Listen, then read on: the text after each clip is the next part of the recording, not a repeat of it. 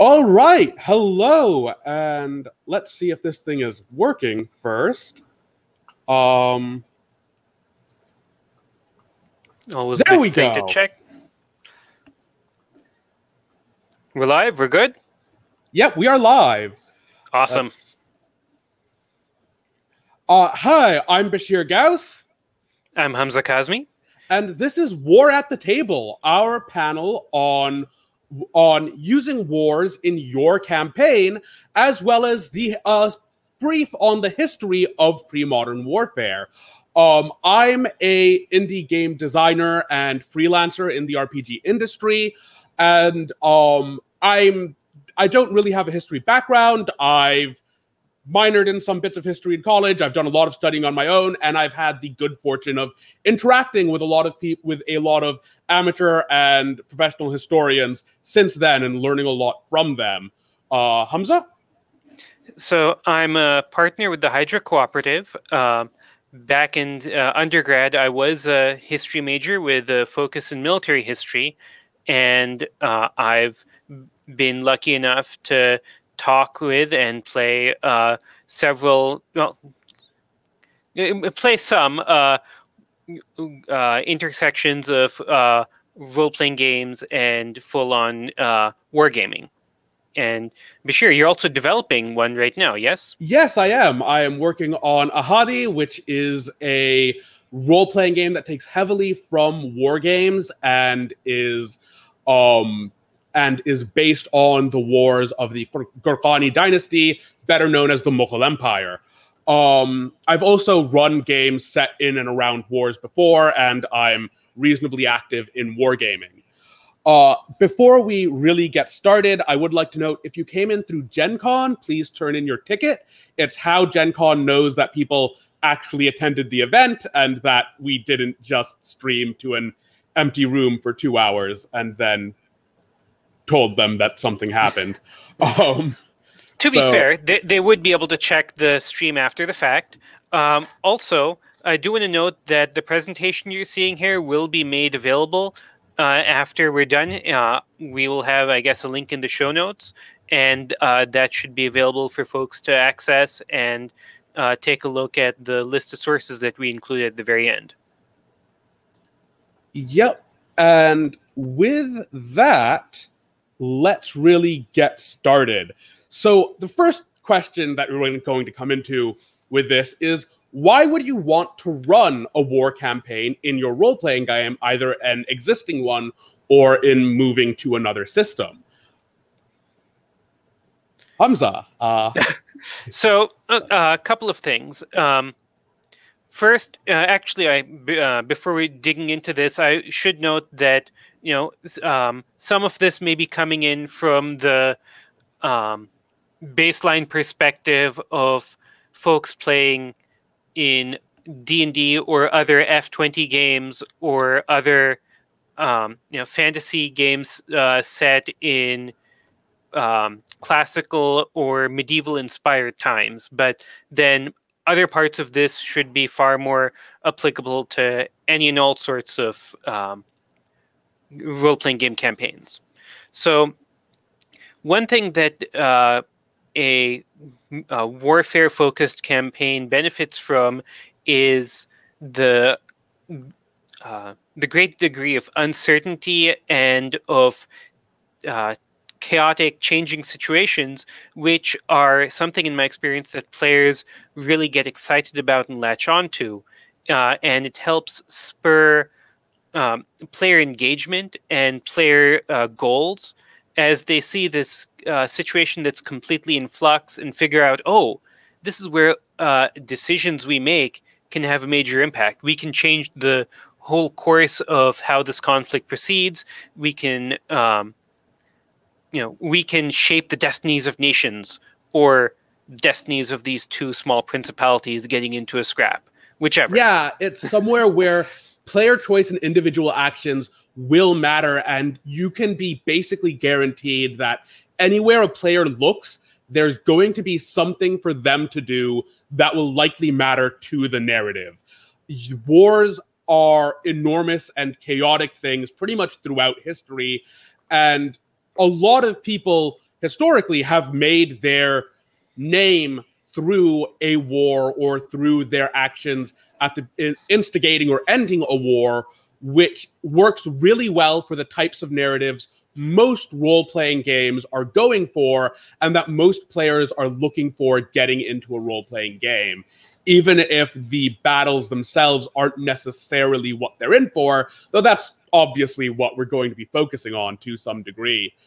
One of the neat things is that basically all wars will have a bunch of actors with competing interests on both sides, both in the forms of people who want to win this war, but also in the forms of like generals and officers who want to gain their glory in this war, who have different ideas on how this should be done, or even different goals entirely. Allies on the same side of a war, maybe in the war for different reasons or hoping to get something out of it, hoping to get something different out of it, which can provide an amount of intrigue that is mostly seen in like court games and stuff dedicated to that intrigue outside of a war game. I mean, this a war framing lets a campaign bring in a whole swath of NPCs, as Basheer's mentioning, folks who will be lining up on all sides of the war, different factional groups within those communities,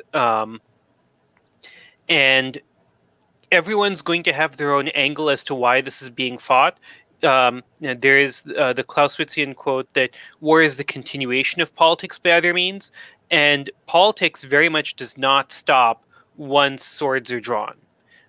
Everyone who's going to be in this is going to have goals and objectives that they're going to be working for and working towards, and even within one faction or country or polity, those goals don't always match up. The king may have one goal, their barons and dukes and so forth may have others. Those aren't always going to line up. The guy on the border who's got to live with the baroness next door when the war is said and done, they may have a very different perspective than the king or queen who's sitting back in the capital ordering those legions to go forth. Also diverting for one moment to answer Chris's question in the chat. Chris, yes, this is being recorded and it'll be available on Basheer's YouTube channel for viewing later.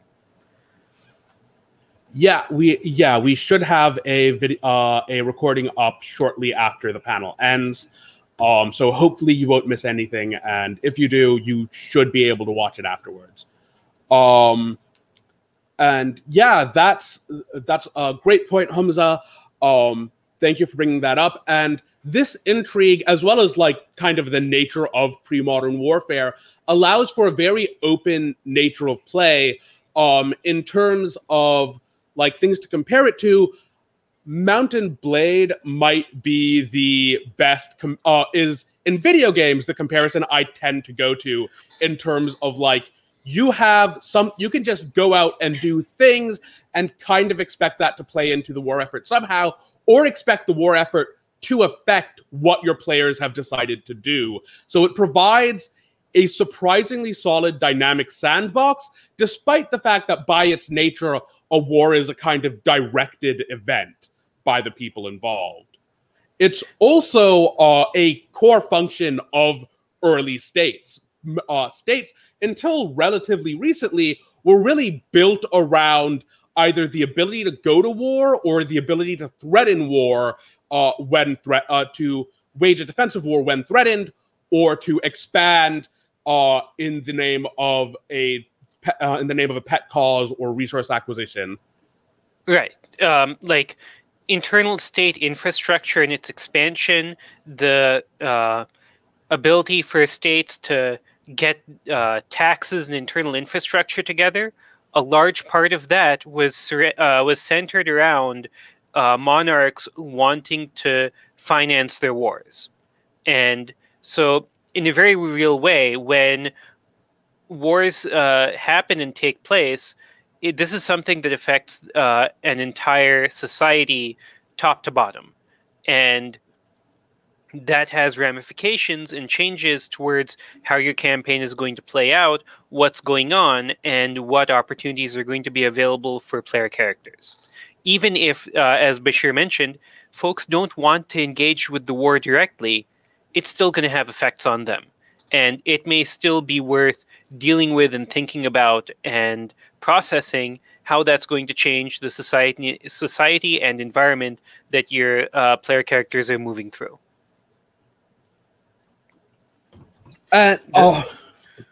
Sorry, were you about to say something? I didn't want to interrupt.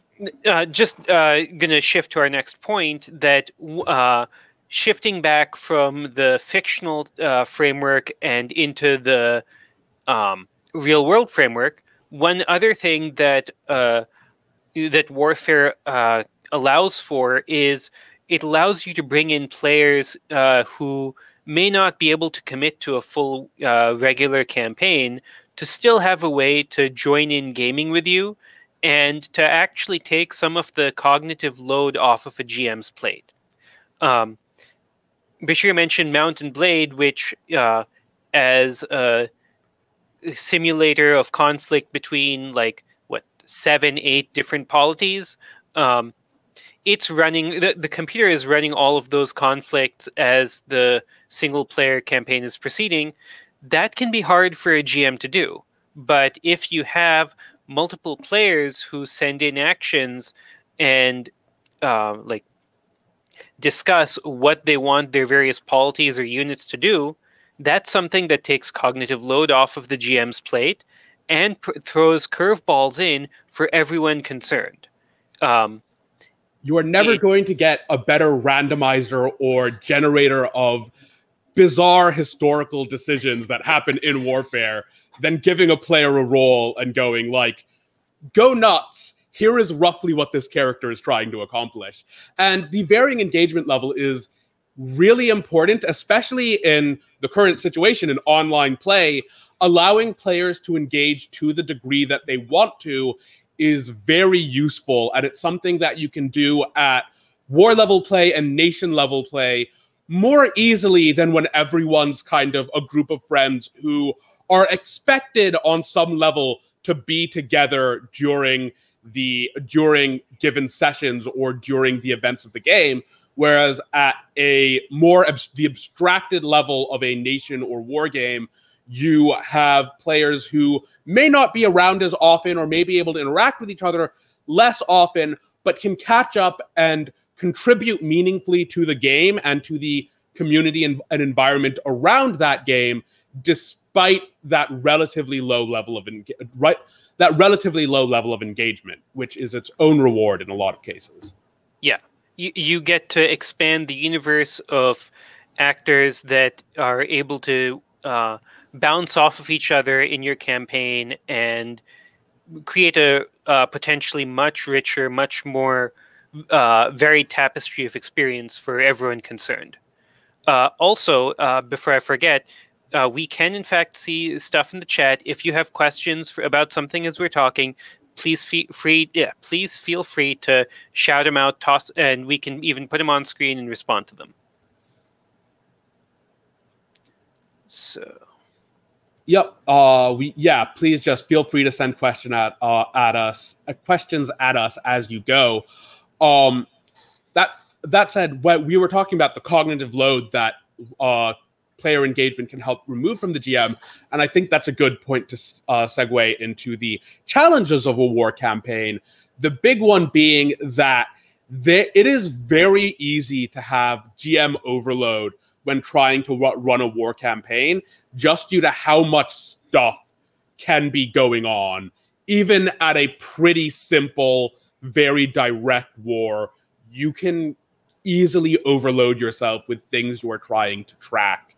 And that is, especially with characters doing character things and making things much more complicated because a player had a plan or decided to try and ship thousands of people halfway across the world or something similarly nuts. I don't know what you're talking about. Who would ever decide to send their fleet halfway across the world to engage with another power. No one would ever do such a thing, clearly. Let's see. Oh, hey, we've got a question from Shin, Yeah. dealing with bad war within war campaigns, which is actually something we're going to get to significantly later on. So I'm just going to ask you to hold that question for a bit, because we will get to that, just not in this part of the campaign. But here, for dealing with the cognitive overload, there are a couple of tools you can use here. Humza, did you want to talk about some you use or some that you've seen in action? Because you have some great sources on this stuff. So one thing that's really handy for this is using a greater level of abstraction and zooming out to a broader picture rather than getting too involved in individual fine-grained details. But for edge cases and situations where you need to resolve something and there are a bunch of moving factors, I usually reach for what's called a matrix game. And this is something that I ran into from Chris Katalik, one of my partners at the Hydra Cooperative, who's used it for parts of a long-running campaign I've been playing in. We used a very simplified method in the Hill Cantons. A link to his write-up is available in the sources at the end of this in the presentation. But basically, a matrix game allows players to marshal an argument for why their plan will work, focusing on what specific advantages and factors are going into this.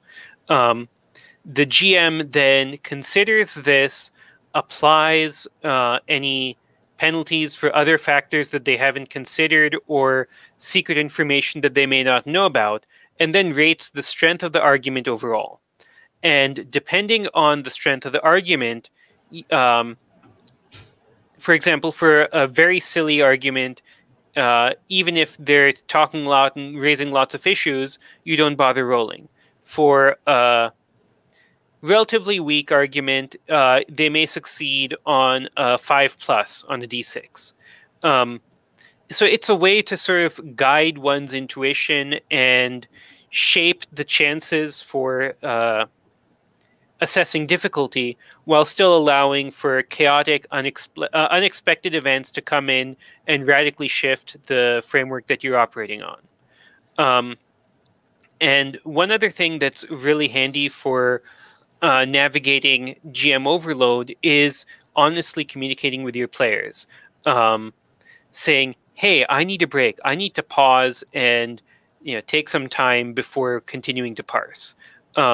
Just in the chat, Robert, yes, exactly. The Chris Angle Matrix games are very much what Chris Katalik was riffing off of and presenting in a modified form for use in our campaigns. Yeah, and on that, one of the sphere I come from in terms of bringing war games to role-playing games is a little different in that most of the resolution systems I've seen are diceless and done solely through plans are submitted and hashed out. You might get things clarified based on like facts on the ground or things that a player might not be aware of that their character would be.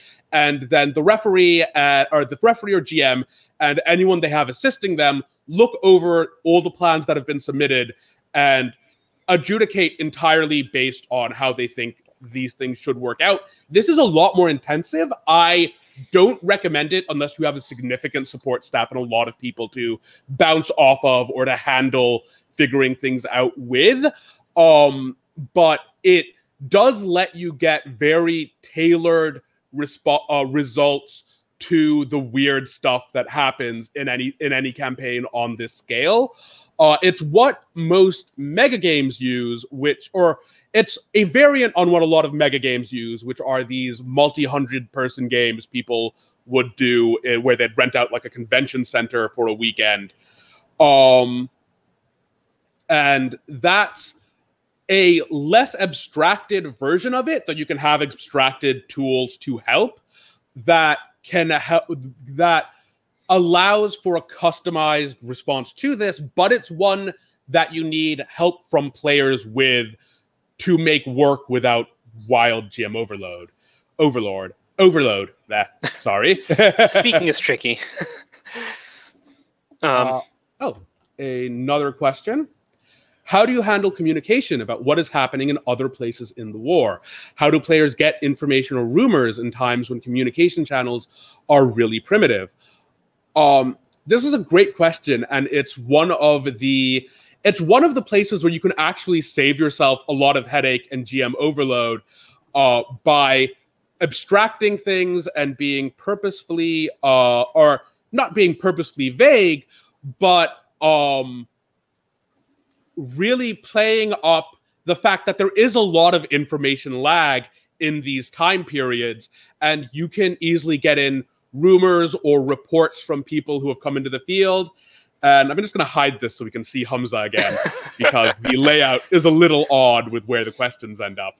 Well, we can also shift away from the slide presentation into just the two of us. Oh, yes. That may work better for answering this. So, for communication for other places in the war, I recommend doing it in character for a more traditional campaign. If you're doing like some variant of D&D or OSR gaming and you're running a war in it, then the travails of trying to get information across and relying on messengers and scouts and unreliable reports is very useful and helps make things feel like it's people get talking to NPCs in character and gleaning and synthesizing information rather than just getting an info dump from the DM. Humza, did you have a perspective on that?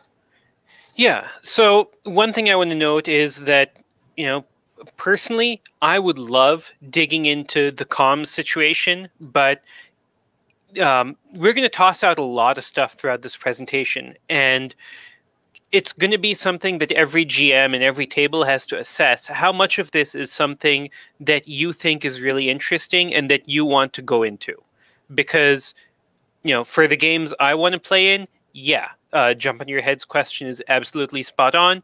Yes, I want to deal with the limited player information, sending out scouts, recognizing that scouts will take time to reconnoiter and report back, and setting up sources of intelligence for your army. But that can also be a lot for a GM to handle. And if it's getting too much, there's absolutely nothing wrong with saying, all right, I'm going to give you a direct, brief info dump about what your scouts come back with every turn, just so that we can keep the thing moving. It's better to have a game that continues on and keeps momentum, even if that means that you have to sacrifice some level of granularity.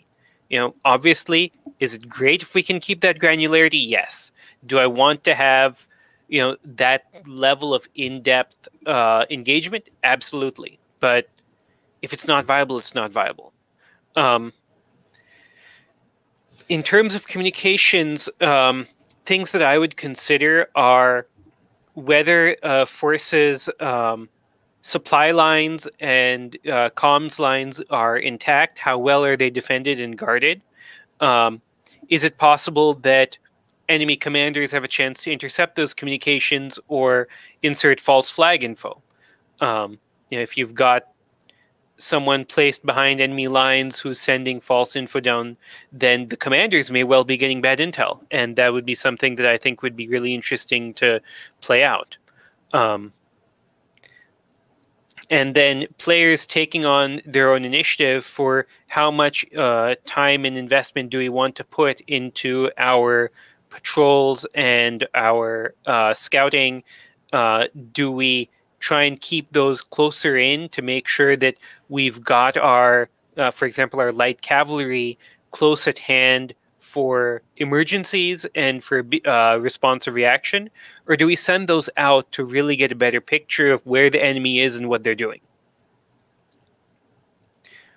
Yeah, that's excellent. And maintaining momentum, whatever your solution is very important, because one of the other issues you are likely to run into is player responsiveness and player engagement, especially if they feel like a game is slowing down, if they feel like they're not getting responses based on the things they're actually doing, if they're feeling like their actions don't matter in some way, or that they're not getting to do the things they came into the game for, you run real risks of having a game bogged down just on a player engagement level, which you really do need to do your best to avoid. And the flip side of that is that having too many options can be overwhelming when you have someone who's operating at a remote level. Like the tactical infinities that are available for RPG character and RPG player, when they're able to communicate directly and immediately with the GM, that's one thing. Having that same level of full infinity can wind up making things much more difficult. And to analogize here, if people have ever been in a play-by-post game and you think about like how slow those can get when people ask clarifying questions, and if the GM is just tossing in a broad what are you doing, there are going to be a lot of pauses and, well, can I do this, what does this look like? And so it's a tricky path to thread between giving them enough materials and hooks that people can feel like they're making that their choices are meaningful at all levels, and giving them too much and having people freak out and say, this is way too much for me to handle, along with the other gazillion things I'm doing. And have I mentioned that this is 2020 and we're in a pandemic and plague year and all this? Like, you've got to be careful. You've got to thread that line. Yeah, it's very important to thread that line and make sure you're not overburdening people with the stuff going on in the campaign. This is another place where honest communication with your players can really help, since it can help. You can get advanced warnings of problems like this, where people will just tell you, like, I'm not sure what I'm meant to be doing, and if you're lucky and if you get warned with enough lead time, you can kind of figure out, how can I narrow this down? How can I really make this into engaging, concrete decisions made by a player? Yeah. Which is one of the places having a system of some sort with mechanical rules does help, since it means that they're looking at what is the game mechanically incentivizing them to do, and you can look at, like, what does the game kind of mechanically incentivize and push them towards that. In a lot of traditional games, this might be like, where can they get like a cool fight or loot in this, and go, hey, you can try and hit their baggage train, or you can try and hit the other army's baggage train or whatever. But even for more abstract games that are just tracking like broad things like resources or troops, those can often be very compelling plot hooks to get a player in, because it gives someone the feeling that, like, you are taking action that is directly accomplishing something with a clear effect on what everyone is engaged with. Right. Yeah, it's important to have a level of detail that's abstract enough to facilitate resolution and preventing your burnout, but still flexible enough that player sudden plans that come out of nowhere and unexpected decisions are still something that you can resolve and allow those to be meaningful and surprising. Heck, D&D itself stems out of things like Brownsteins and players coming up with unexpected lateral play. And if you're going to be running a warfare-centered campaign, it makes sense to allow for that sort of lateral thinking and lateral play to be something that you embrace rather than something that you run away from. Yeah, and yeah, it's definitely one of the stronger tools you have available. And I think let's see. I think we're good to move to our next bit on, we've got into some of the pitfalls here and why you'd want to, and let's talk about the actual process of running a war campaign and what that involves and how you can structure campaigns so that they feel good. And it's not like just fight all the time, or it's not just things that players aren't necessarily invested in. There's the old adage that like war is 99% boredom and then people try to kill you. And while accurate to a degree, there is a lot happening when there isn't a fight going on, and you don't actually want your players to be bored for 99% of your campaign for what I hope are pretty obvious reasons. This will be full simulation. We will all sit in muddy trenches, and you will like it. We'll sit in muddy trenches for 6 weeks. We've set up a Nerf machine gun over there. We're going to go over the top, and you get hit with a Nerf bullet, walk off the field. You're out. It's not ideal. And one thing where this is actually somewhere where history and historiography help a lot, because campaign trails are immensely interesting places where things are happening all the time, and many of the things that are happening are very, very stupid, and therefore perfect for players. Well said. And let me just reinforce one thing here. We're discussing war campaigns, and when wargaming often when wargaming is mentioned, the picture that people have is of something like popular games like Warhammer 40K or Warhammer Fantasy Battle at their worst, which is we have these very impressive armies that charge into each other and fight, and that is all of it. And what we're talking about is not just the forces getting onto the battlefield and charging at each other. We're talking about a full-on campaign. We're talking about the process of getting there to that battlefield. We're talking about why that battlefield is being chosen. And we're talking about what the various sides are hoping to accomplish by this fight and by taking victory in this war entirely. Yeah, and it's somewhere where like this is actually pretty well documented in a lot of historical accounts, all the sorts of things that happen on a campaign trail. And the great thing about the campaign trail is that it's filled with interesting NPCs.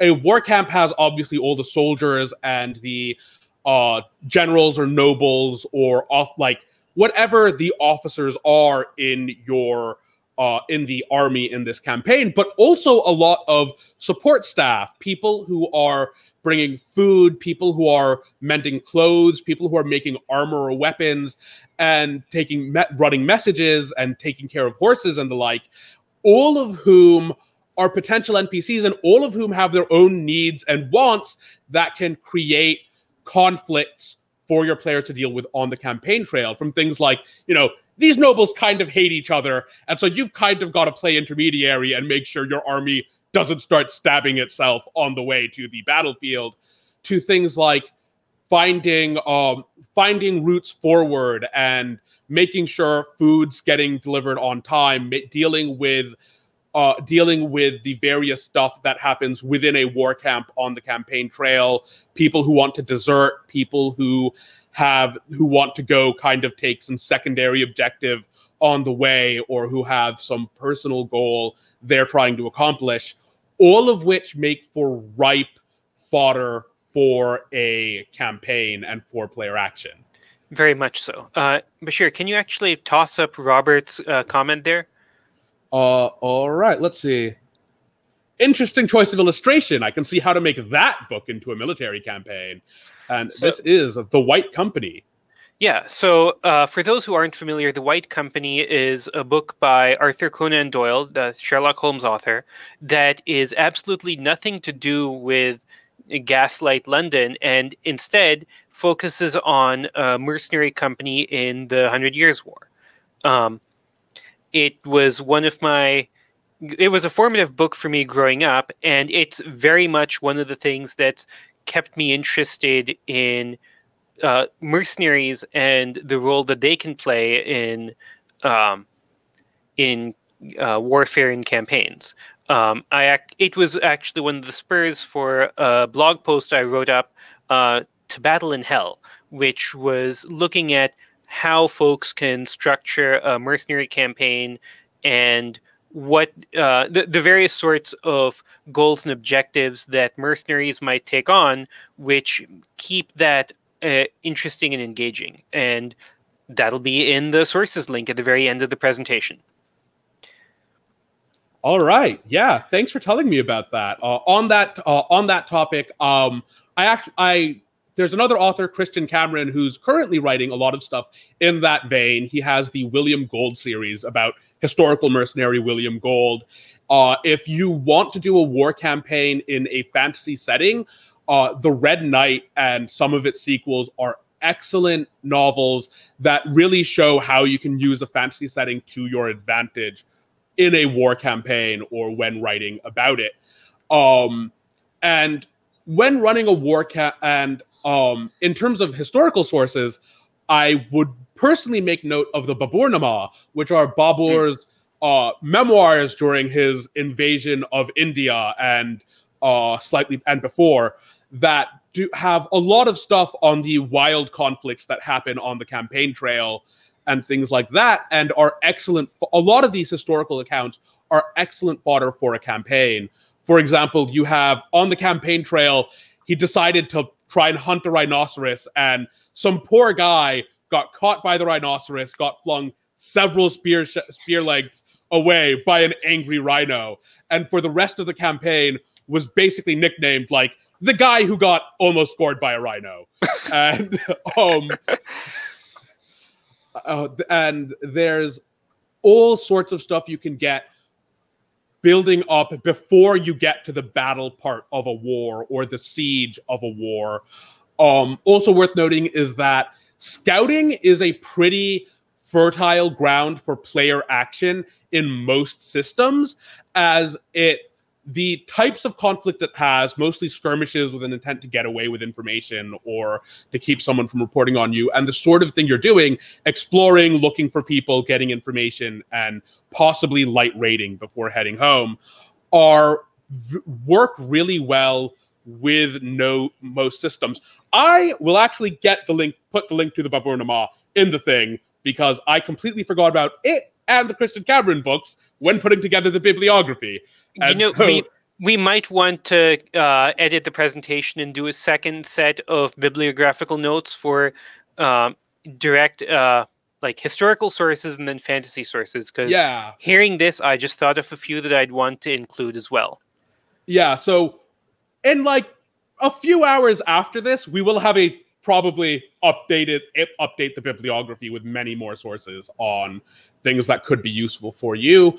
The second part of running a war campaign is, of course, running the battles, which to a degree is something we're going to be getting into later. But what we're concerned with in this section is making the decisions made by players in a battle matter, which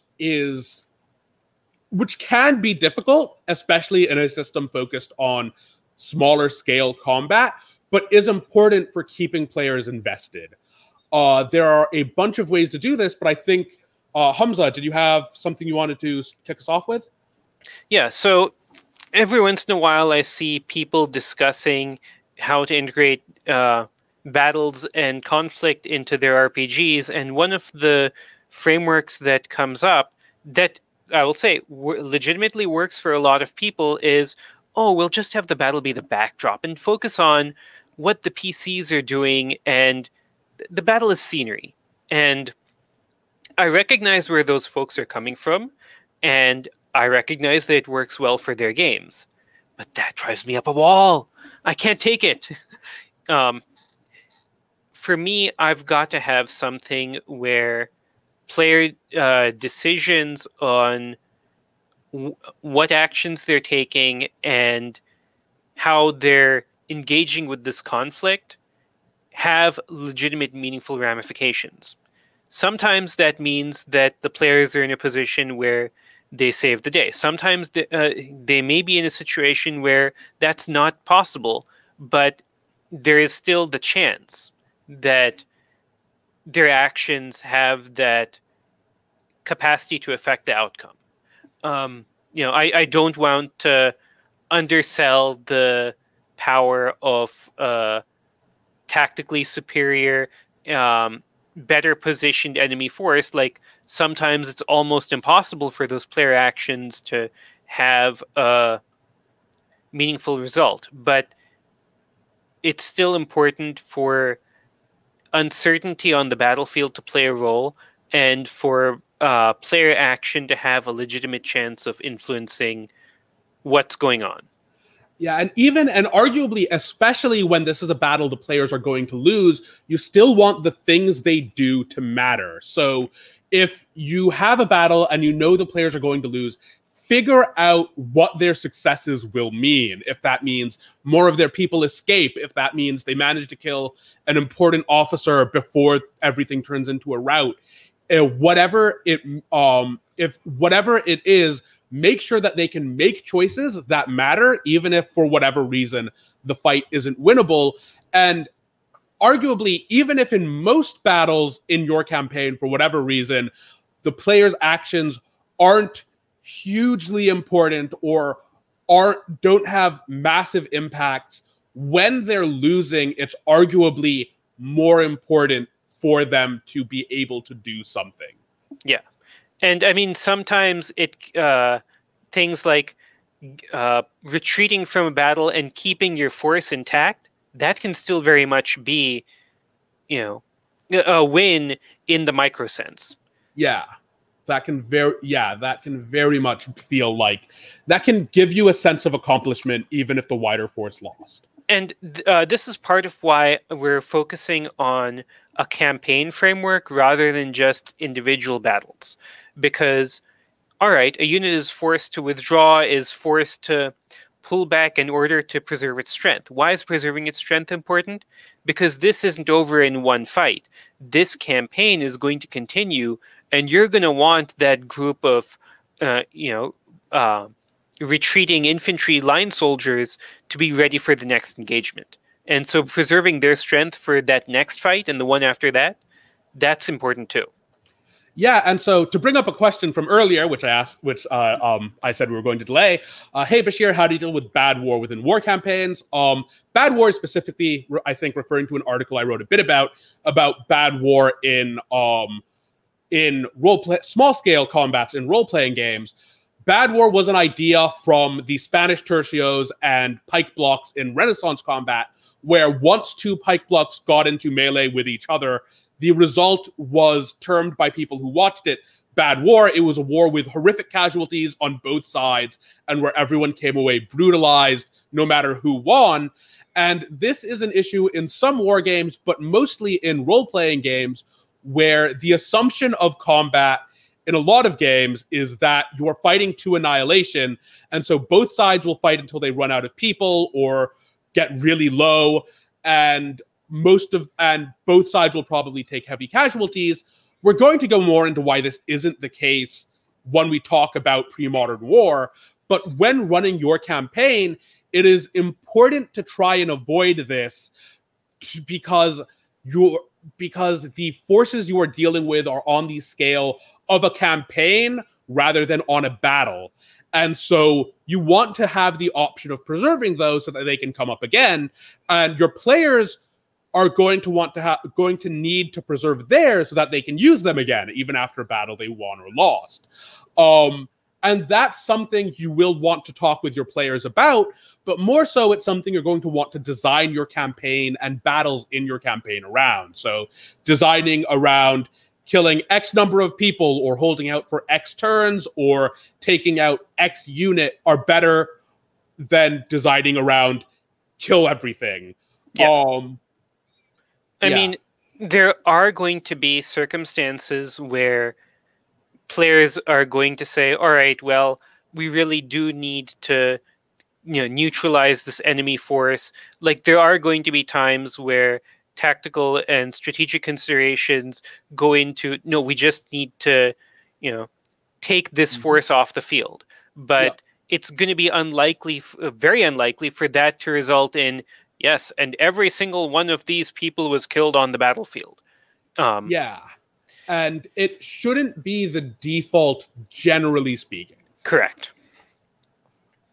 I guess, do we want to take questions on, let's see. The other place you want to make sure decisions matter is going back to the campaign trail. You want to make sure decisions they've made there do affect the course of the war, rather than just being kind of set dressing or deciding the nature of the battles going in, due to things like, if they decide to take a risky route through the mountains to try and get the jump on an enemy army, that should be something that matters beyond the next battle. It's something that will have ramifications for some time. Similarly, if they decide to help secure supply lines, or they decide not to help secure supply lines, and they just kind of let those go in the name of securing other needs, that is something that should affect the campaign moving forward. There are a few ways to mechanize this, though I generally recommend this being something that you don't mechanize and you kind of decide on in the abstract. But you'll have occasional campaigns, even for published systems. Red Hand of Doom was kind of notable for doing this for D&D. Have a list of concerns regarding this war effort, and each of them will be assigned some sort of value and have some effect on how things go. And while I don't recommend doing directly that, having a list of concerns can make running the war campaign easier for you and help you make sure that those peacetime decisions matter throughout the campaign and when it comes to time for a fight. Yeah, and that's actually something that feeds back into one of our previous questions about what news and communication is coming in. If you have this list of these are ongoing threats and issues in the campaign area, then those are going to give you, the GM, a list of things that you can highlight and reference as reports come in, as your scouts go through the countryside, of what's going on and what people are dealing with, that continues to remind players that, oh yes, you have these unresolved issues that are going to affect your campaigning in this area. One thing I want to note, the framework that I think both Basheer and I are discussing here is pretty strongly on a sandbox style of play. And that's something which is placing a very high premium on player decisions and player choices, but it can also result in inconclusive, seemingly like not as dramatic situations. And I think that that's actually desirable for war campaigns. I think that it's entirely legitimate to have situations where two armies maneuver, but no one is able to necessarily get that decisive, single moment of battle.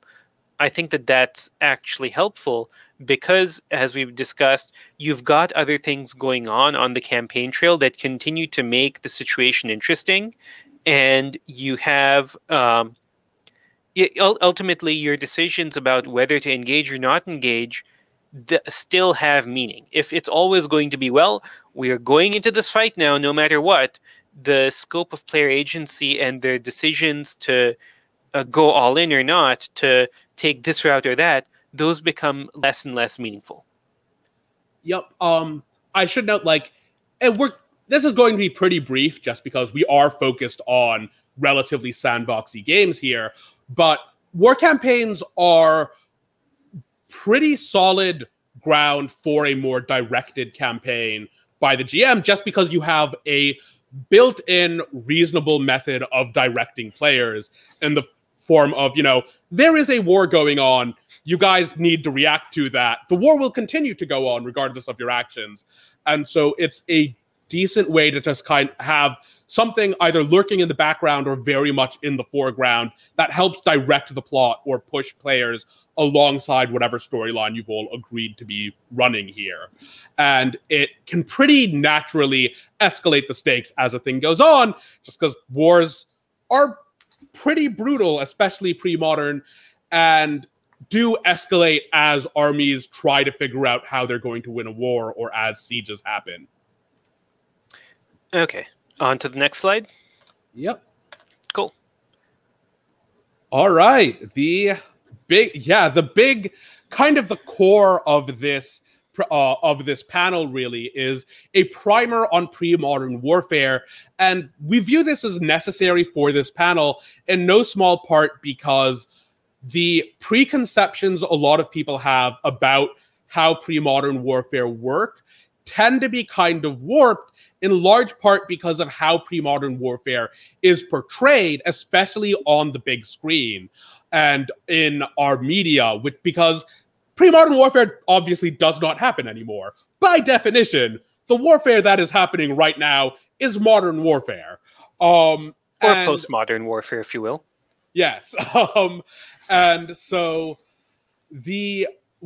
how our media portrays wars before now is how we view them, and it's pretty inaccurate. You'll see a lot of kind of armies and formations dissolving into these wild melees that just kind of stay against each other until one side has lost or been entirely wiped out. You'll have these pretty brutal fights, but where everything's a meat grinder until someone runs out of people, or you'll have siege weapons being used in field battles long before they actually were, or in ways that don't really work historically.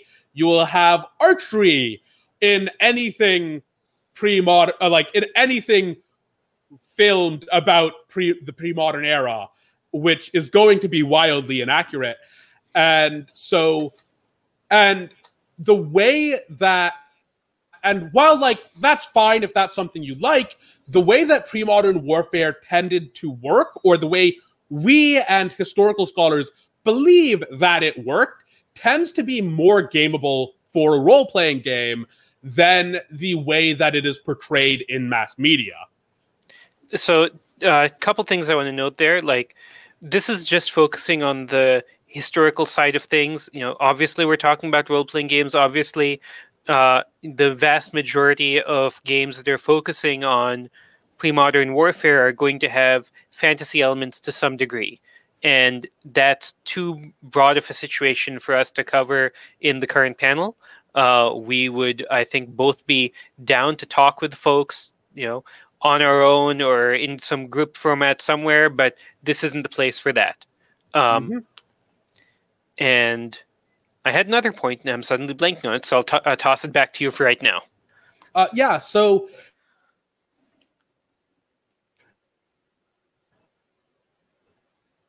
in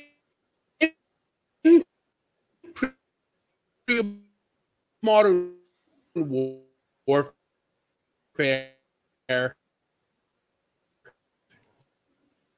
you don't.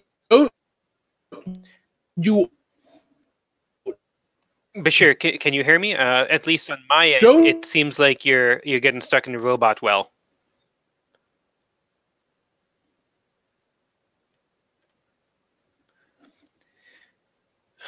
I guess we may be having technical difficulties. Please stand by.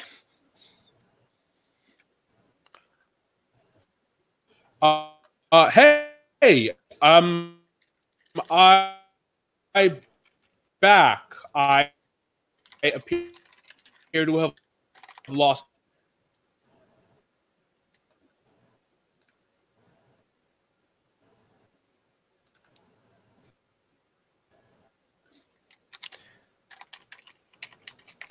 If y'all can hear me, Basheer's internet seems to have crashed. Trying to comms with him and see if we can get him back. I hope this is still live. StreamYard seems to say it's so. Oh geez, now he's gone. Well, I'll go ahead and continue while we hopefully wait for him to pop back in. So one of the things that we wanted to touch on is the idea that I'm back. All right. yes, excellent. That sucked. What did I miss? I was not sure how to proceed because you were getting dragged out and I couldn't hear you properly. All right. Yeah. So, okay. something Annihilation happened is to my not the. So it goes. Annihilation is not the end goal. One of the most well-known battles of the classical era is the Battle of Cannae, where Carthaginian forces managed to surround and destroy a Roman formation, and this battle of encirclement and annihilation, and it's something that's that caught people's eyes and imagination back then. It's something that's caught people's eyes and imagination now, and as Basheer was alluding to, a lot of our media sees annihilation as the framework by which broader conflicts and individual battles were won. And that's just fundamentally not how the vast majority of battles work. As it may not even have been how Cannae itself functioned in practice. It's instead of annihilation, attrition, gradually wearing down a force and breaking down its ability and will to fight is far more common. Neutralizing their ability to continue on as a fighting force is very much the framework that pre-modern conflicts would be operating in.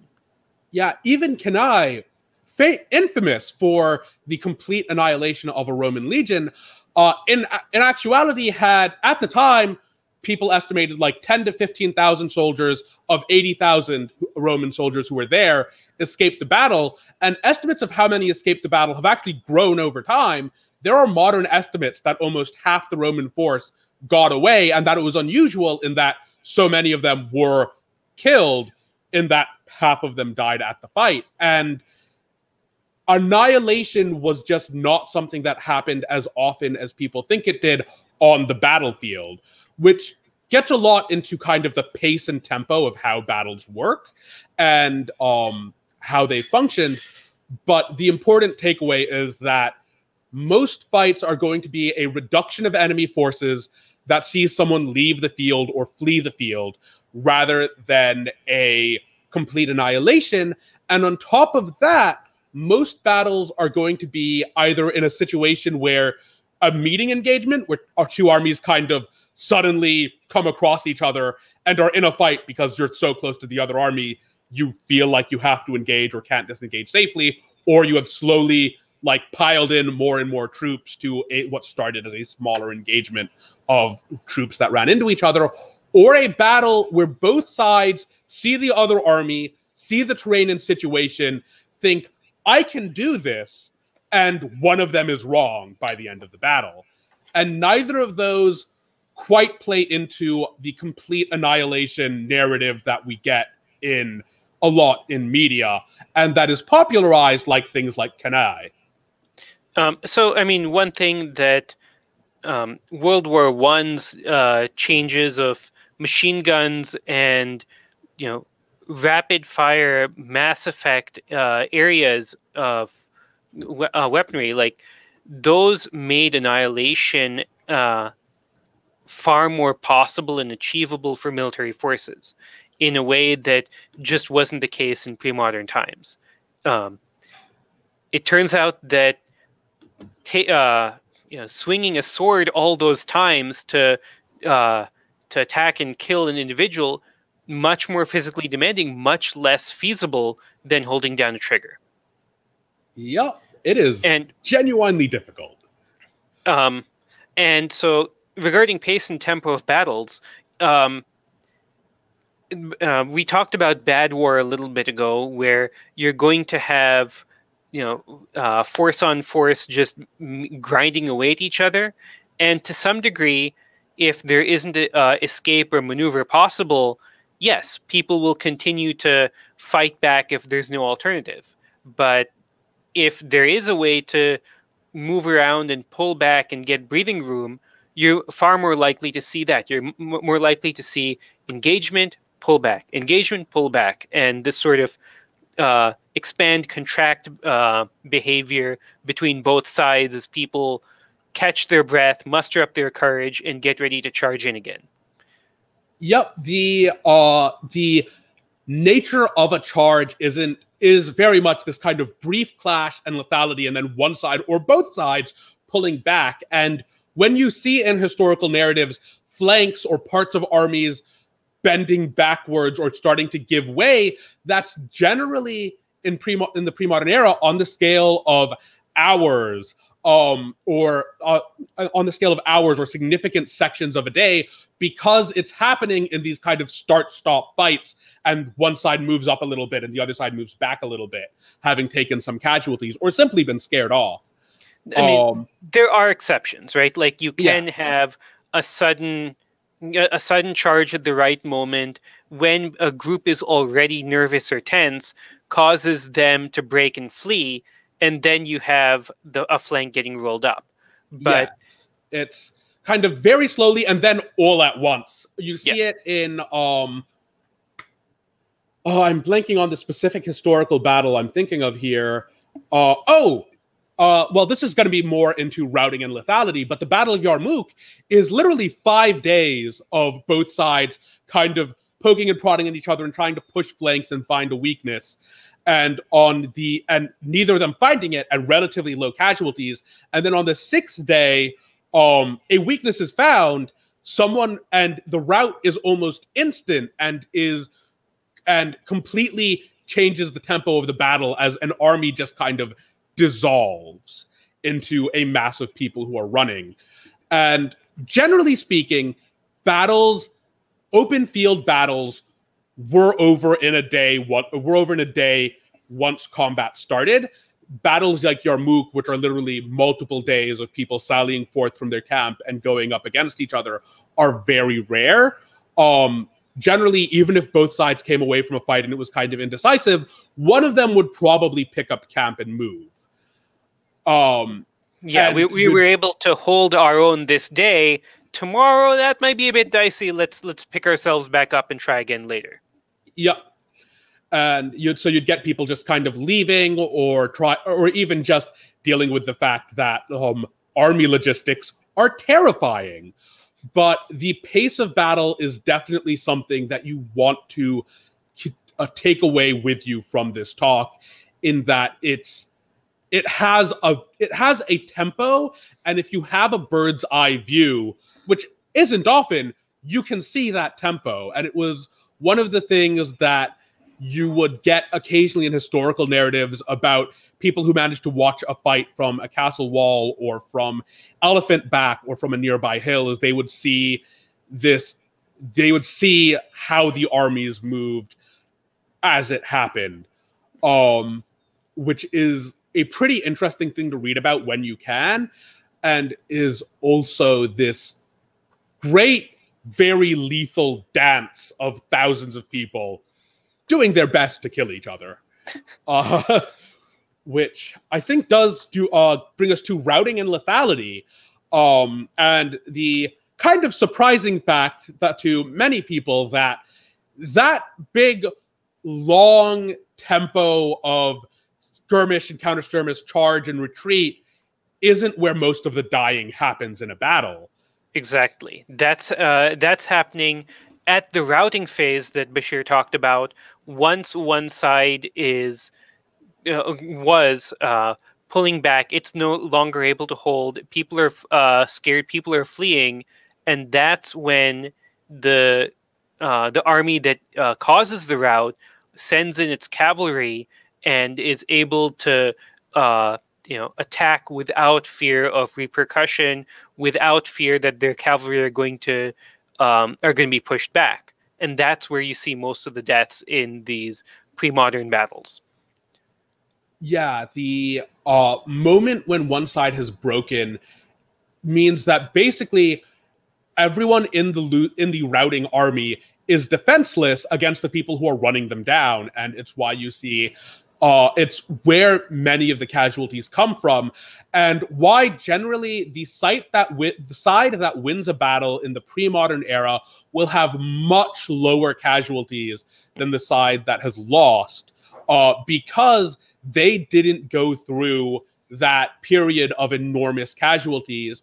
And you'll get a miniature version of this throughout the battle, as like occasionally a portion of a formation will break and run, but the rest of the formation will hold, and they'll take a bunch of casualties, but they'll get behind allied lines and become safe again, and they'll rejoin, and they'll have taken some casualties. And even in the tempo, it's little breaks like that are where you'll see spikes of casualties, and where in a lot of media you will see kind of clumps of dead bodies. In practice, from historical narratives and from how we believe battles happened, it's believed that what you would get are generally these long, thin lines of bodies that where a formation started to run and started to be cut down, and then it would spread out beyond as you got kind of if you got a more massive rout. Right. Yeah. So just one thing to note, as we discussed previously about being able to get smaller victories, even if your side is the one that's losing, for a player character group to keep their army together and get an orderly retreat instead of a rout, getting their force off the battlefield intact, not getting hit by that devastating cavalry charge, that's a major victory, even if they're the ones who didn't carry the day completely. Yeah, right? Exactly. And also, as smaller victories in a battle, sending a formation reeling back, even if they just get back behind their allied lines, that's a small victory that can work really well for a group, since it's at the scale where individual actions can affect it. And we have a question, a pretty solid question. How about death from injuries and infections after the battle? Which is, yeah, there is a lot of dying after a battle, after the battle is done. And actually, not just after the battle. If memory serves, like most of the deaths that pre-modern and early modern armies would face would be deaths from illness on the campaign trail. Illness, disease, army camps, honestly, really gross. Not the best place to be. Hugely gross. So people you sorry. Yeah, you have lots of disease getting spread between various groups. If we're talking pre-modern or early modern, you don't have proper sanitation procedures. So people may well survive the battle, but yeah, you're facing gangrene setting in because wounds weren't treated properly, and so yes, you definitely have casualties leading up to the battle, and you have increased casualties after the battle, even if you're the side that won. Yeah, many campaigns have actually ended because the sickness affecting an army was so bad, they had to break a siege or they had to end their campaign season early. You have, even into the early modern period, especially like between the Industrial Revolution started and public nutrition going way down, and before the nutrition revolution in like the late 1800s, you will get stuff like the First Anglo War in India, where half of the English armies on the continent died from disease without ever actually engaging the forces of the Mughals they were at war with, because like everyone was sick, everyone had terrible nutrition, people just died horribly. And even before that, like in the pre-modern period, nutrition wasn't as bad as in like the early Industrial Revolution, but disease could get horrifying. And after a battle, especially if you lost the battle, you were probably not getting treatment for at least a day or two as you tried to flee. After the Battle of Hanwa, in Babur's invasion of India, he describes for days they would find bodies on the road of soldiers who had survived the rout and survived being chased down, but had succumbed to injury, succumbed to starvation, succumbed to illnesses they'd picked up, succumbed to exhaustion because they were too weak from injuries to physically get somewhere safe, and then they would just die on the road. for days and days and days, miles and miles and miles, the army that's following them would just find bodies. Right. Like the not having the ability to regroup at a safe spot and get everyone together for treatment meant that you had that continuing ongoing stream of casualties and further bleeding after the battle. Yep. Pausing for a moment to hit Michael's comment right after Jump on Your Head there. Two above it, 4 or 6 for the timestamp.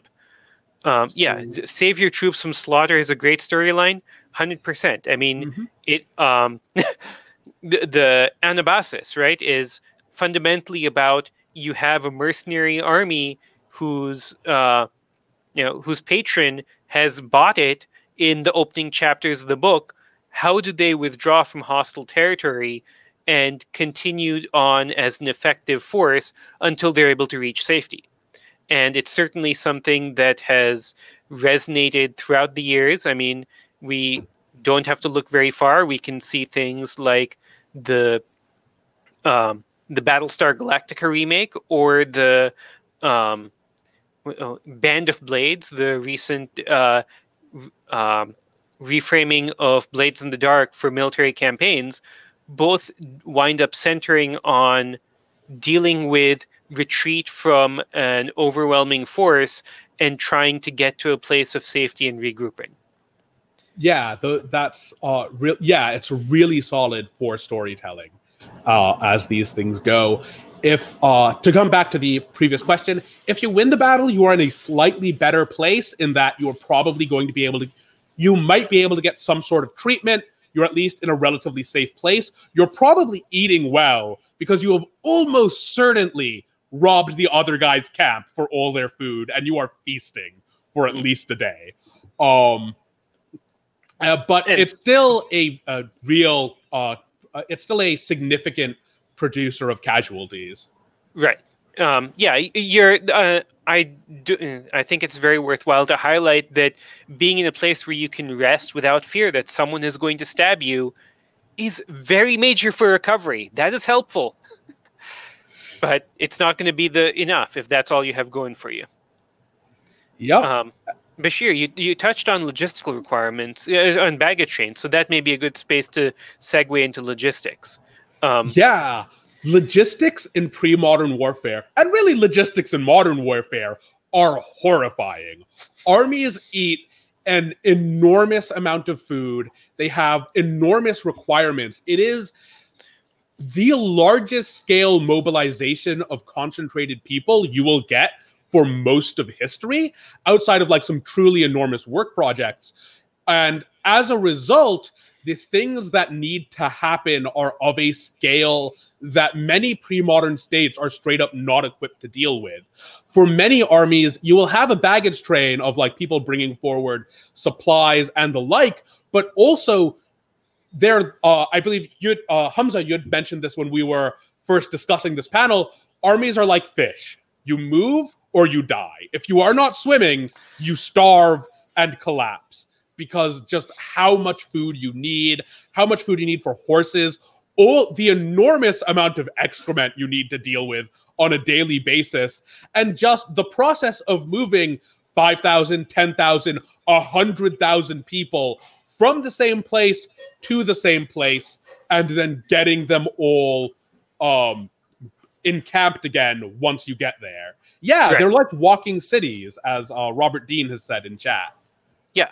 And I mean, it's not enough to just have your army moving on its own. The baggage train, the camp followers, those are just as much a part of your army being able to fight effectively as the soldiers out in front. Because that support staff is going to be what's getting those soldiers the meals before they're fighting, getting the shirt and the swords all into proper readiness so that you can go into battle. Like the baggage train that people are dragging along is crucial. And Basheer, you pointed out that in some cases organizing this was beyond the capacity of some combatants, and that's part of why people hire mercenaries, right? groups who have an ability to wrangle their own baggage train, who have those logistics problems, if not solved, somewhat better capacity than the existing state or polity does.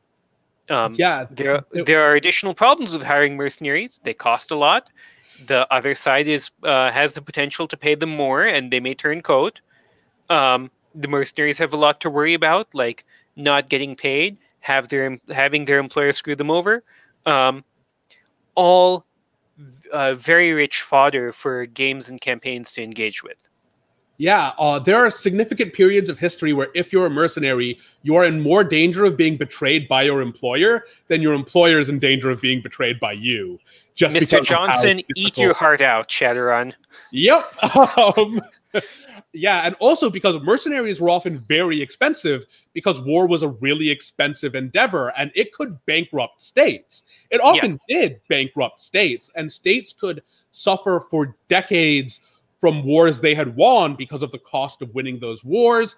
States would structure themselves around what they would need to do to be able to make an army just function the barest amount when a war came about. It's a lot of what we describe as feudal systems, a lot of systems of nobility are based around getting things organized so that you have an army that is in some way functional when you call the muster. And it's actually the basis of a lot of what we call pre-professional armies, where the army is kind of organized around pre-existing social ties. You would structure your society to base around those social ties, so people would camp with people they had known. And when you get into modern warfare, you have tragic versions of that where like entire generations of some village are being slaughtered on the Somme. But before that, that is vital to getting an army to work, because like just to get an army from one place to another, you have to have a camp, you have to get everyone up and organized, which can take hours, get them into a marching order, get them onto the road. Whenever anything that happens that requires that army to stop, you have to like stop this entire train that can be miles long of people and possibly reorganize them after whatever it is dealt with, and then get them marching again. And then at the end of it, you have to stop them all and get them to like go and make camp, which is why armies are so much slower than non-army polities throughout so much of history. Painfully slow as this thing crawls forward bit by bit.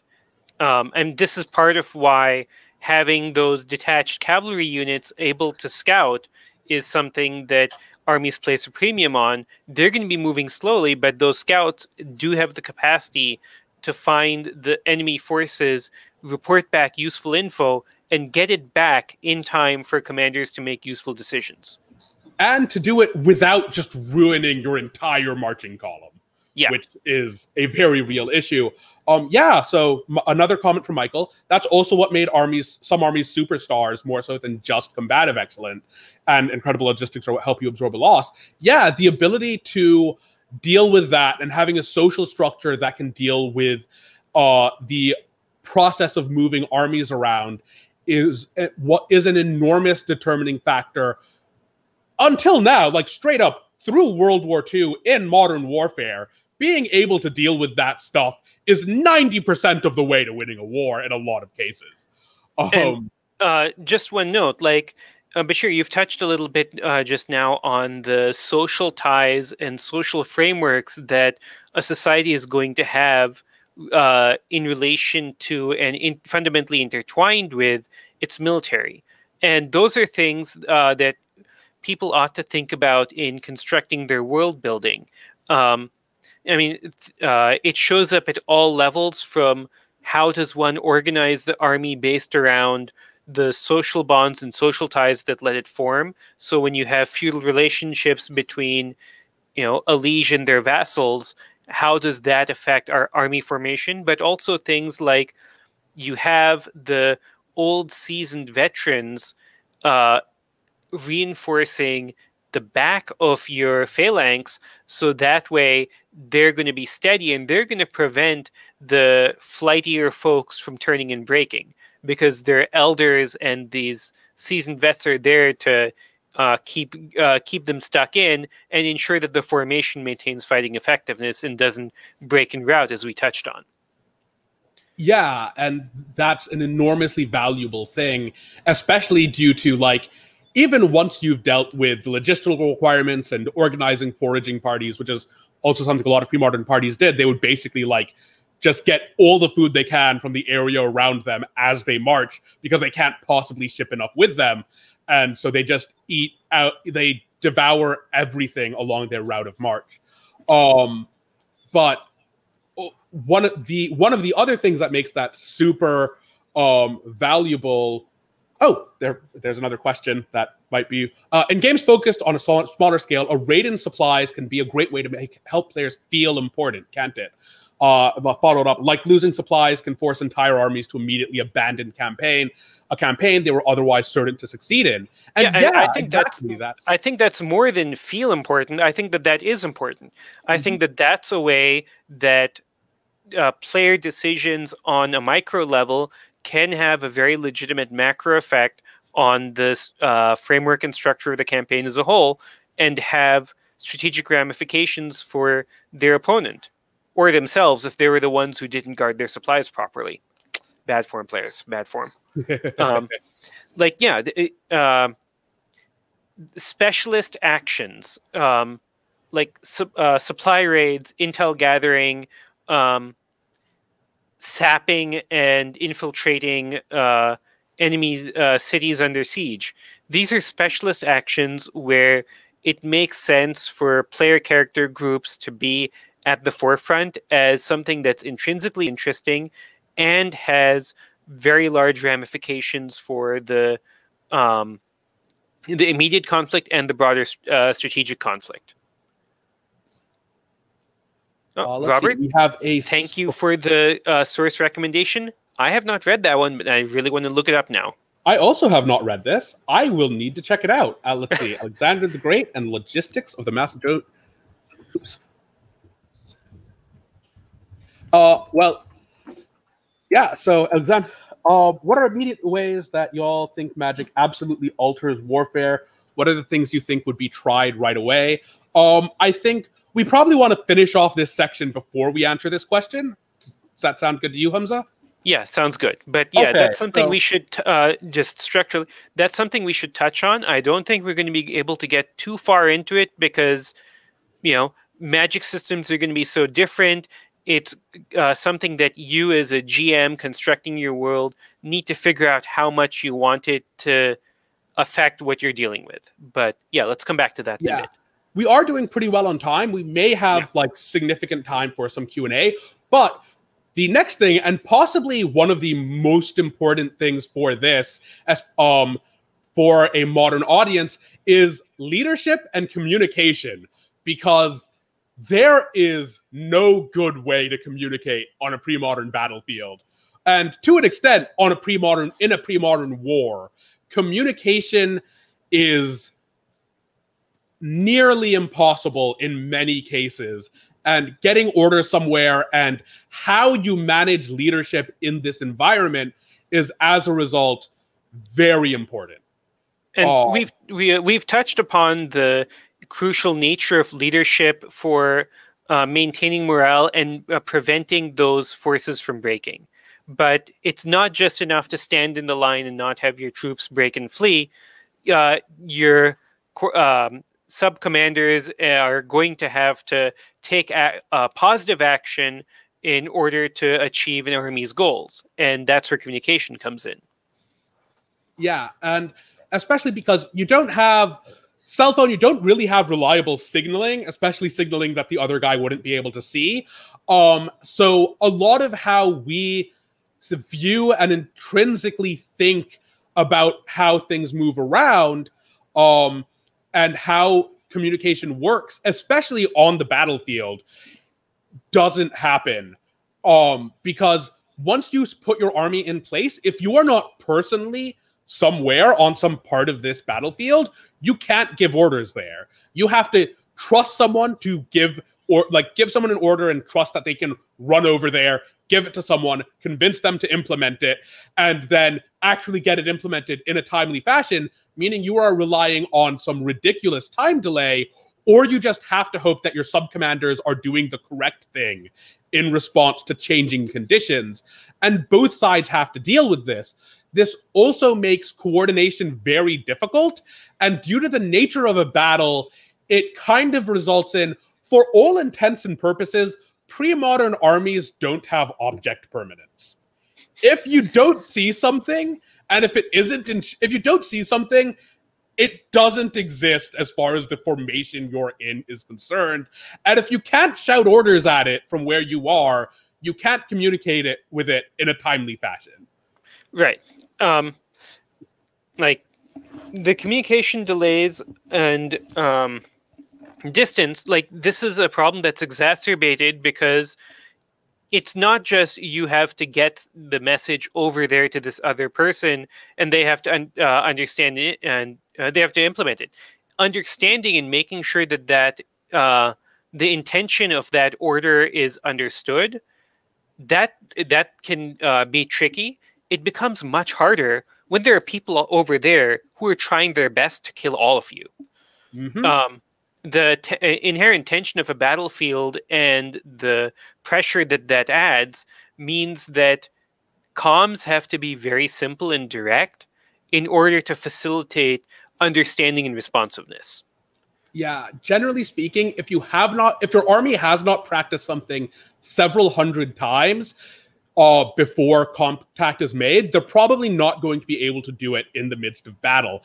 It's why a lot of pre-formed plans were so important to how armies functioned, and also why a lot of the like trickier and more clever stuff you see in fiction, and especially in like if you play strategy games or like Total War or stuff like that, the reason so much of that doesn't happen is that it's impossible to get those orders through.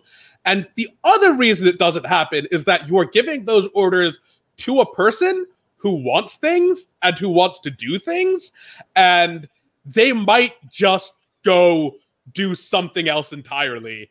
And they might, and even if you catch them out on it, they might just say, well, I misunderstood. The order wasn't clear. The message was ruined on the way. Sorry. There's an example that comes to mind just now. Like a couple of weeks ago, it was July 4th, I was rereading Michael Shar's The Killer Angels, a Civil War novel focusing on Gettysburg. And one of the things that happens at Gettysburg is that the Confederate Army doesn't have access to its normally very good immediate intelligence of what the Union forces are doing, because their star cavalry commander, Jeb Stuart, is out conducting very flamboyant, impressive cavalry raids and not coming back with intelligence. Sub-commanders have minds of their own and objectives, and those objectives can vary. Sometimes it's, I want to show off and gain glory in the wars. And gaining glory in the wars can mean commanders press ahead when you want them to stay back. Hey, hang back on the flanks and make sure those guys over there don't come and hit our baggage train. Where we keep all our stuff. That one, like, some commanders may say, no, I want to press forward and engage with the enemy. Some commanders may place a very high premium on staying safe and secure and fall back and display reluctance to go charge that enemy position that you really, really want them to go take, because it looks scary over there and you should send someone else. And, oh no, boss, they're too well dug in now. We can't go now. It's too late. And some commanders will just do incredibly stupid things with no prompting whatsoever. There's a famous Greek example. I'm forgetting the name of the battle, but war's going on. One side is winning. One of their commanders looks and sees what they think is a fresh cavalry force, thinks, oh my God, there's another cavalry army here, panics, orders his people to retreat. Everyone sees one of their dudes are retreating. They start panicking. Entire army routes. The cavalry were actually cavalry who had been scared off the field earlier and who had just returned to a hill. But the army had seen them and some commander had seen them and went, oh shit, there are more of them. And because of the lack of communication, because these guys didn't know those are cavalry someone else scared off, they panicked and ran, and you got into the immense issues with morale. In other examples, you will have the interpersonal relationships of commanders and how much commanders respect the people above them and to the side of them come up in whether or not they obey orders, how hard they try to obey orders, and how disciplined they are, which make these things really important. And especially on the campaign trail, where you risk a commander just deciding, I'm not going to join the main army. I'm going to sack that fort across the way because I've hated it for years and I want their stuff. Or doing something similar like that, which is pretty much constantly going on and something that's worth keeping in mind. Another one from Michael Lombardi is stealing all comms from the enemy, a good character mission fodder. I personally would say yes, but it generally works better on the overarching campaign trail play than the play in a single battle, just because stealing comms is harder, and also those comms tend to be less important just because of all the stuff that me and Humza have talked about in terms of it's pretty variable what the effect of any given communication going through will be. So I think that, firstly, I concur that, as a individual session or something, it's going to be more likely that players may be going after enemy intelligence, intercepting that on the strategic level or the operational level rather than on a battlefield. But I also think that that's an area where player, intelligence and or shenanigans can absolutely lead to, broad battlefield success. If one of your players is like, yeah, I want to try and get a spy into the enemy camp and have them distort messages on the battlefield, heck yeah, that's a major thing that players could do. And while intercepting comms may not be have necessarily that much effect because of the time delay in getting it to your commander, being able to rewrite those communiques, that is something that can have a major effect. Yeah, and being able to just make sure they never reach their destination, especially if the communication was particularly important. Just shooting a messenger is very useful in a lot of ways on the battlefield. Especially since one of the other functions of messengers is to carry reports back from those commanders. Yeah. Right? It's not just one-way communication we're talking about here. It's bidirectional, as commanders send back runners with information, with requests for reserves and additional assistance for artillery fires, things like that. Screwing with enemy comms is absolutely something that can have major effects. One thing that came to mind as we were talking about leadership and individual commander dynamics, there's a book series by Jack Campbell, The Lost Fleet, that may be worthwhile reading for thinking about how interpersonal commander dynamics can affect a force's overall commander. It's a sci-fi series. I won't say it's necessarily the best writing, but it's fun popcorn. And the thing here that's useful for GMs to grab onto and look at is how social bonds and individual ties between commanders, as well as individual goals and objectives for unit commanders, can then interplay on the strategic level, and the decisions and framings that a Supreme Commander has to make in order to effectively turn all of those diverse objectives and goals into something that's relatively united.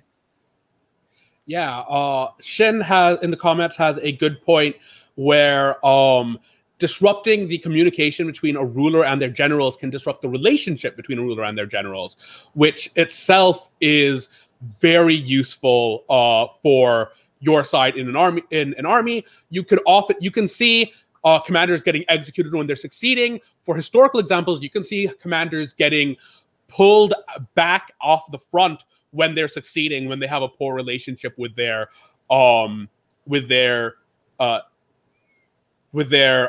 rulers or with whoever's in charge of them back home. You see this a lot in Korea. Yi Sun-shin, who is pulled out of the Imjin War like 3 times, 4 times, despite the fact that they are winning when he is in charge and they are not winning when he isn't.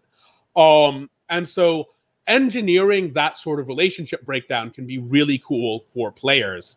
Yeah. And preventing that sort of relationship breakdown can be important for their commanders. And when you said Korea and leaders being pulled back, I was thinking of a very different time period, and I was thinking MacArthur.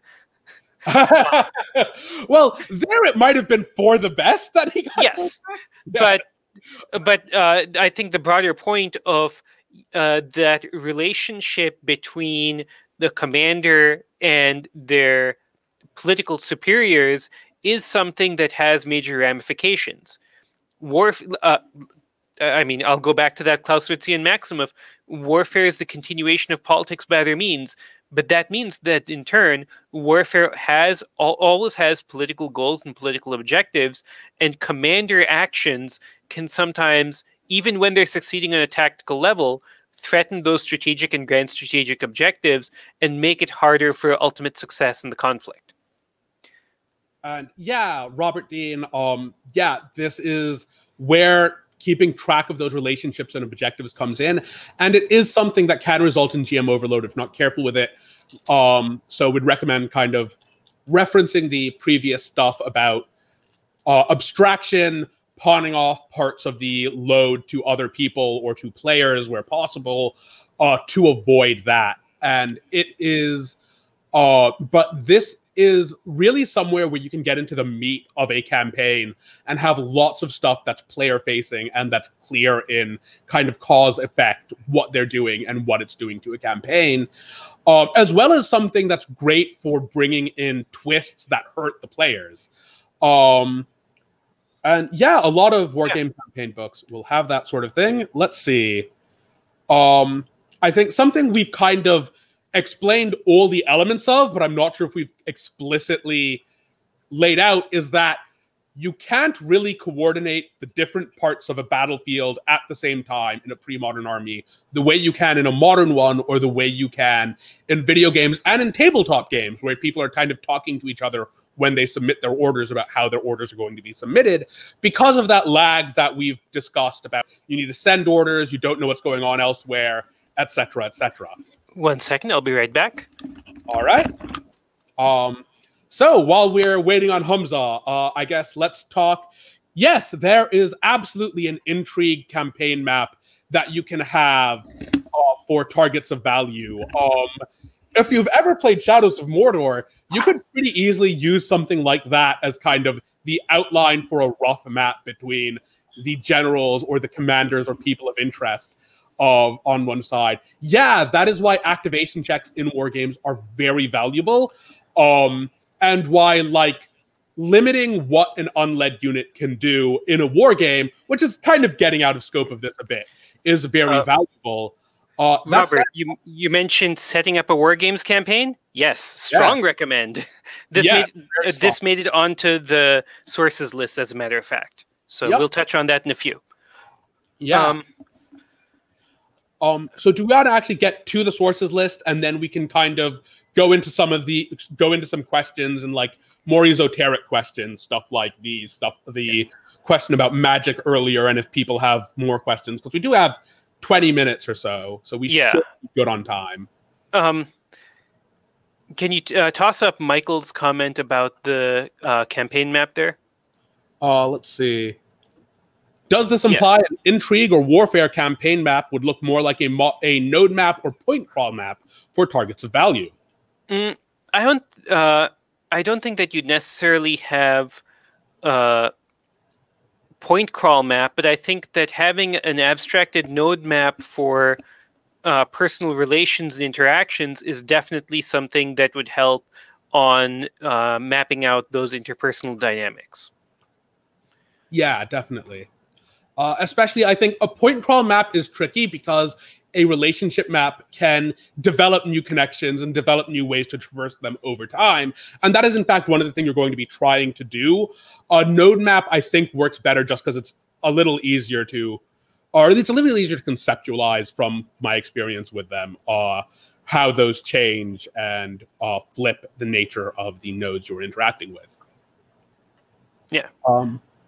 Okay, so should we head into next slide? Next slide. Wargaming mechanics that you could use. So things like morale rules, having units break and run in the middle of a combat, tracks for popular support, and modeling combat over decapitation strikes, taking out commanders, the king, etc. Because morale is so important to pre-modern warfare, and the decision to run is so important. Things like when you lose a king, or even when you think you've lost a king and haven't, that can result in the dissolving of an army. This was Alexander the Great did this constantly, where people are braver around their king because that's kind of the focal point of the morale of the army. So he would just kind of constantly just charge in to the front of the fray, forcing the rest of his army to come in behind him. In his famous battle against Darius, he just charged for Darius, cut through everything, got to him, killed the king. Vastly superior army kind of melts in front of him because the node of their morale is gone. But obviously this has some, drawbacks if you're perhaps not as good as Alexander. Yes. If you're more like a Cyrus, then you go ahead and charge in, and it's great up until you get killed. And then you have your entire army wondering, what the heck do we do? The reason why we're fighting is gone. Actually, no, you're not really wondering it. You're dead. Yes. But and you're probably running. Yeah. Morale rules, I think, whatever. I'm an OSR guy, and so, of course, I'm going to say that, taking out morale rules was a mistake from later editions of D&D. But, I think that recognizing that morale is an uncertain thing, that units are going to break and flee, and that may not always be consistent because of so many smaller conditions it's impossible to analyze, that having mechanisms that model that, like we've already discussed, I think why having something like that is crucial on the battlefield, and why having uncertainty is important there to ensure that, number one, you don't have this unrealistic behavior that leads to battles not making sense. And you also have an element of chance there that forces players to construct contingency mechanisms for what happens if things don't go the way they expect. Yeah, we've got another thing. Could be huge fun to fend off a decapitation strike as a player, too.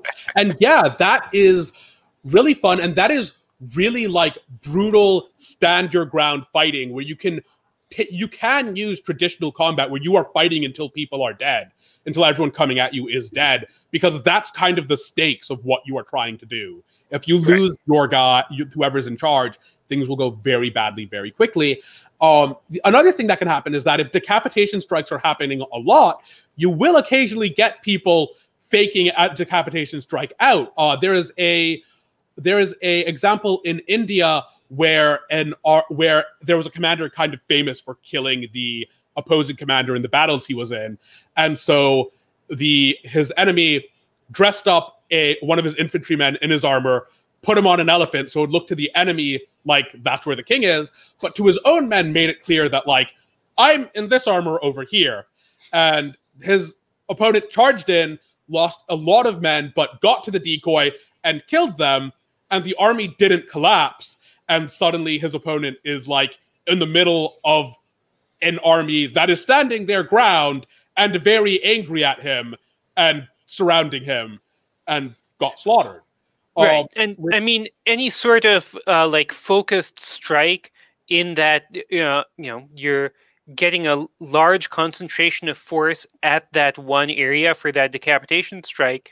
If you aren't able to get the enemy force breaking, then they've got the potential to come in and envelop that striking force if you weren't able to cause them to break. And that that doesn't look good for the enveloping force, for the decapitating force, if you're not able to pull it off. Mm-hmm. Sorry, Basheer, go ahead. So let's see. Another thing that that's worth noting is a lot of war games will have more prominent terrain rules than the lower scale RPGs that you're likely to be playing, and those can be useful for kind of defining the shape of a fight or how a thing looks on your before you go in, because lower scale RPGs are generally at a scale where the terrain is more abstracted or is something people don't want to deal with. So bringing in terrain rules from war games can be very useful. I mean, I would frame it thusly, that if you have a smaller zoomed in group, yes, those folks can traverse mountains in a way that an army just simply can't, or at least a pre-modern army, certainly. With baggage train, with the logistical requirements, it's not equipped or capable of making those extreme terrain maneuvers. But scouting in rough terrain is something that does very naturally fall to player character groups. I'd like to touch a bit on popular support tracks. That's one of the things I tossed in there. So this is something that war games have included for, like, specifically GMT's counterinsurgency games, looking at whether a populace is supportive of the official rulers or whether they're supporting this insurgency operating within them. And while insurgency dynamics aren't always appropriate for the sorts of conflicts that we're seeing in the pre-modern era, having something where you're assessing how much the populace is supporting you is going to have a huge impact on a campaign's dynamics, on the ability of an army to function in a given area. Are you operating in effectively hostile territory even though it's your own lands? Are you able to get resources and intelligence from the local populace? Are you defending the local populace and giving them a reason to trust you?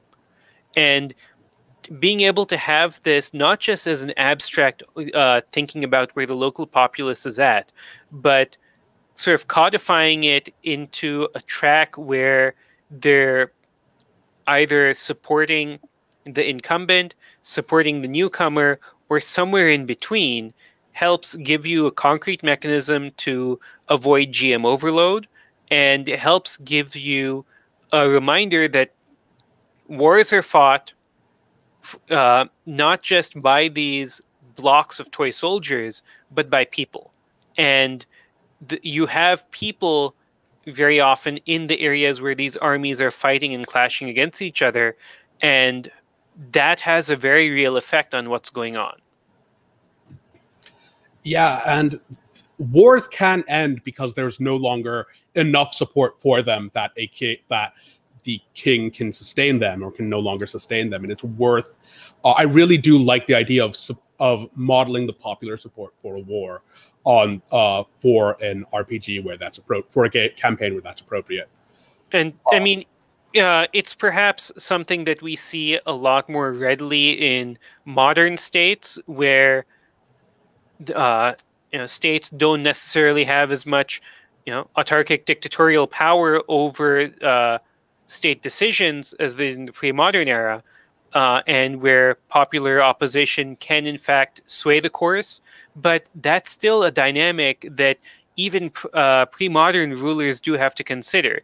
If there's too much unrest at home, it's just not feasible to continue campaigning. And also, if there's too much unrest at home, you may need that army at home in a minute. Yes, yes, very much so. A constant threat in the pre-modern era. Yeah, and I mean, pre-modern armies very much served internal policing function as well as an external, border defense and expansion function. Mm-hmm. Are we good to move on, or? I think so. I don't think we have that much remaining. We've got our source list part 1. Yes, we will be expanding this later today, probably. But so this is going to be up. This presentation is going to be saved. I suspect I'll have it up as a permanent link on my blog, and it'll go in the show notes. So all of the links that are being tossed up on the screen will be actual clickable things rather than just titles. But this is tossing out a few areas that you might want to look at for, in some cases like Brett Devereaux's blog, a collection of unmitigated pedantry, very thoughtful, in-depth discussions of what pre-modern conflicts look like and whether our understandings of them through media make sense, what those media get right, what they don't. Things like Chris's Meet the Matrix game, where it's giving you specific tools for how to construct your own war game. And then broader reading both on wargaming and on pre-modern conflict as well. Let's see. Yeah, we've got 10 minutes. This is a good Q&A period, I think. And we've got questions coming in. All right. So, are there specific lessons you'd apply here to revolutionary warfare rather than state versus state warfare?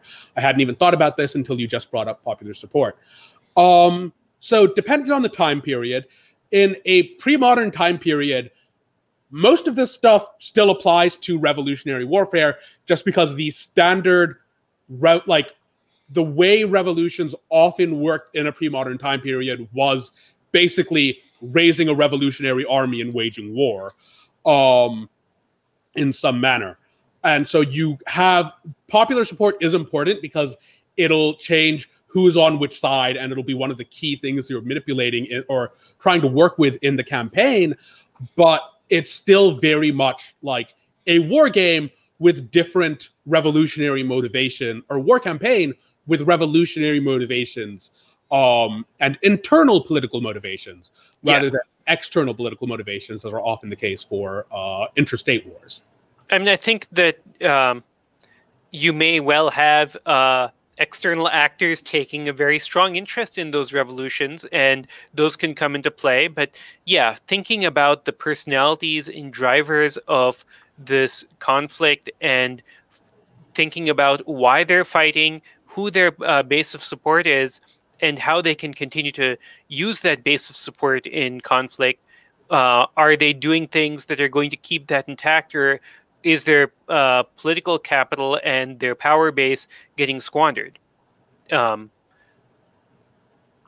revolutionary conflicts, I suspect you're going to see a lot more fluidity in where people stand, and you're going to have changing actors as people shade from various shades of committed to the incumbent, committed to the insurgent, trying to stay out of the entire business, trying to play the kingmaker. Like, you've got a lot more potential for gradations. And that's something that you're going to want to think about and factor in when you're setting up the dynamics for your campaign. Yeah, that's definitely something you're going to want to consider. Thank you for the question. Let's see. A quick one. Do you have recommendations for a for an intelligence counterinsurgency? Yeah, counterinsurgency. No, I don't personally. I'm not sure if you have anything there, Humza. I mean, the one that I've got the most familiarity with is Fire in the Lake, looking at the dynamics of the Vietnam War. And that one, you've got 4 different factions. You've got the U.S. forces. You've got the South Vietnamese ARVN forces.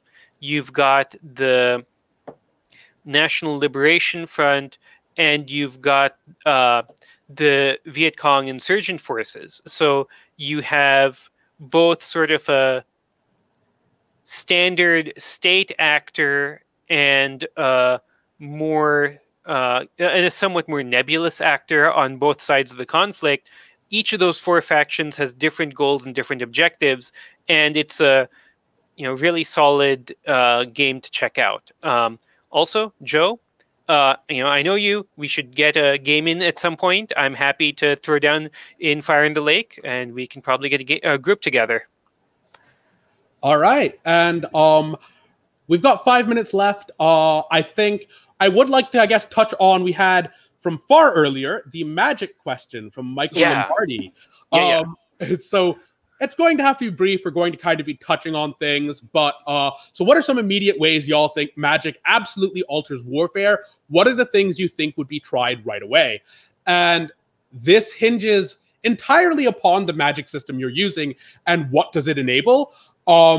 Anything that enables easy communication, anything that enables easy treatment of wounds, and anything that enables easy treatment of diseases are going to be enormous changes on the nature of warfare. Like, the artillery spell is by far less important than the fact that if you're in D&D, your cleric can heal like 40 people, or like heal like even a dozen people of a disease a day, flat out, no resurgence. That's enormous. Yeah, that hugely changes pre-modern dynamics. So the other thing I'd say, along with the stuff Basheer touched on, and command and control issues, is also movement.